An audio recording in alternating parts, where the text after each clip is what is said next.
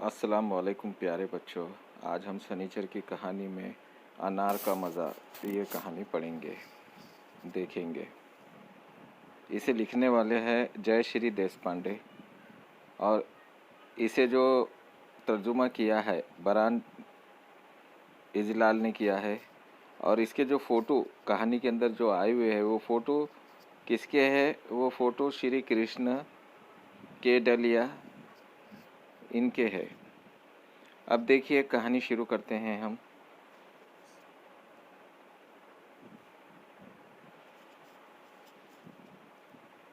एक शाम राजू अपने दादा के साथ बागीचे की सैर को गया। सुहानी शाम थी। ठंडी ठंडी हवाएं चल रही थी। सड़क के दोनों तरफ मुख्तलिफ किस्मों के पेड़ पौधे लहलहा रहे थे।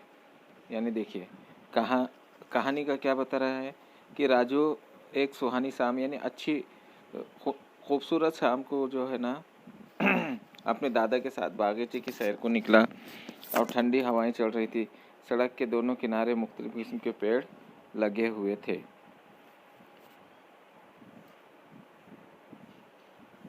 अब देखिए आगे ये दादा देखिए कटिंग कर रहे हैं पेड़ों की, देखो गौर से।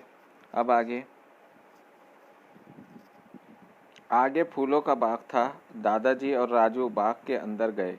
वहाँ तरह तरह के पेड़ थे। पास के छोटी नहर से इन पेड़ों को छोटी छोटी नालियों की मदद से सींचा जा रहा था। कल कल कहता पानी बिल्कुल साफ था। जब राजू ने पानी में अपने पैर डाले तो उसे मीठी ठंडक महसूस हुई। देखिए शक्ल में बताया गया है राजू को जो एक नहर के ज़रिए से पेड़ पौधों को पानी दिया जा रहा था, उसमें उसने अपने पैर डाले तो उसे ठंडक महसूस हुई। अब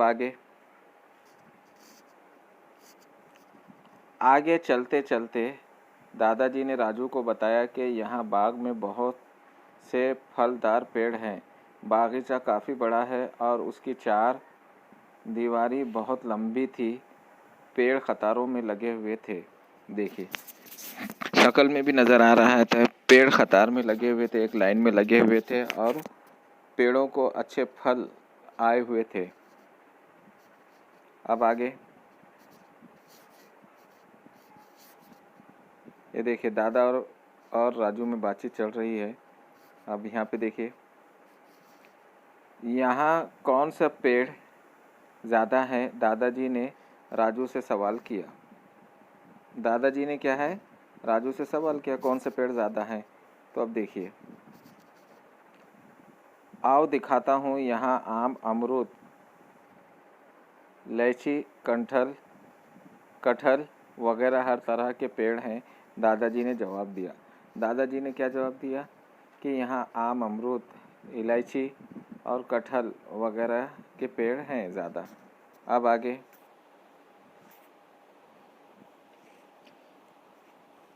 पानी और खाद मिलने से ये सभी पेड़ खूब हरे भरे रहते हैं। अमरूद और इलायची के पेड़ फलों से लदे थे।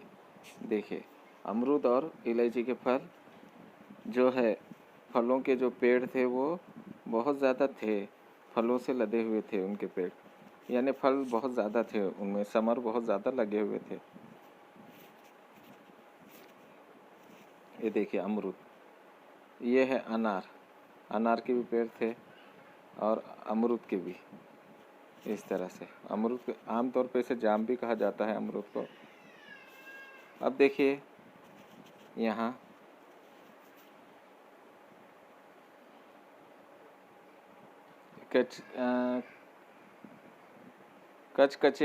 कच्चे फल उनके नीचे भी गिरे हुए थे, जिन्हें बंदरों और परिंदों ने काट कर गिराए थे।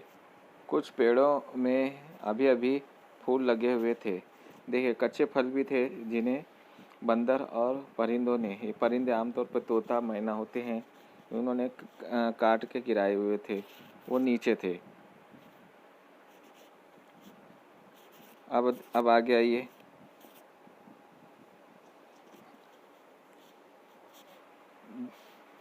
दूसरी तरफ अनार के पेड़ की कतारें थी, उन पर भी ढेरों अनार लदे हुए थे। राजू को अनार बहुत पसंद थे। देखिए अनार भी एक एक कोने में एक तरफ जो है ना अनार के भी पेड़ थे, वो जो बहुत ज़्यादा लगे हुए थे अनार उस पे, और राजू को अनार पसंद थे।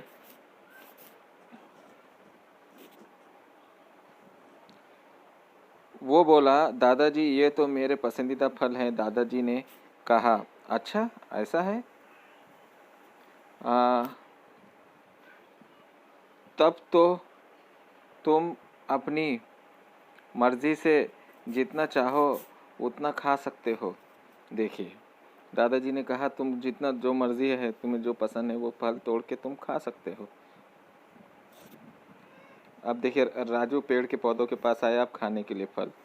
अब आगे देखिए फल कैसे, देखो कितने मीठे, लजीज और अच्छे रंग के पके हुए फल थे।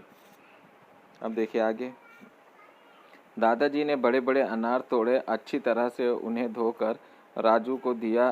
दादाजी ने यह भी बताया कि ईरान, अफगानिस्तान, बलूचिस्तान वगैरह मुल्कों से अनार हिंदुस्तान लाया गया।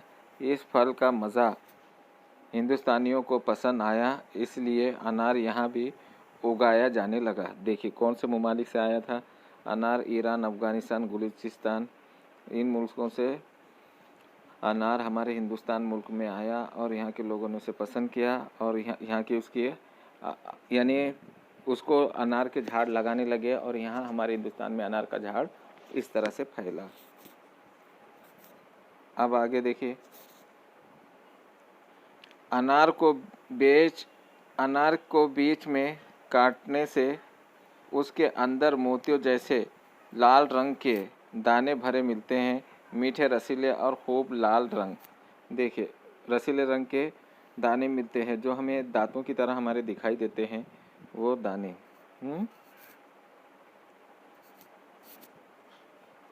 बंदरों को भी ये फल बहुत पसंद है, दादाजी ने कहा। उन्होंने वहाँ नीचे बड़े आधे कटे और खाए हुए अनवर राजू को दिखाए, जो बंदरों के पीटे थे,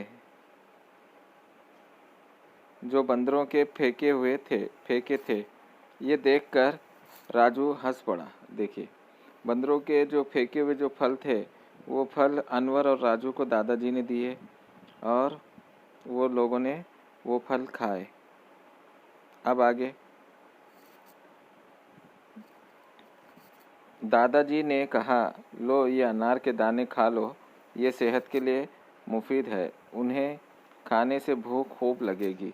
देखिए दादाजी ने उसका फ़ायदा बताया कि अनार खाने से भूख लगती है, ये अनार खाओ और ये सेहत के लिए अच्छा है।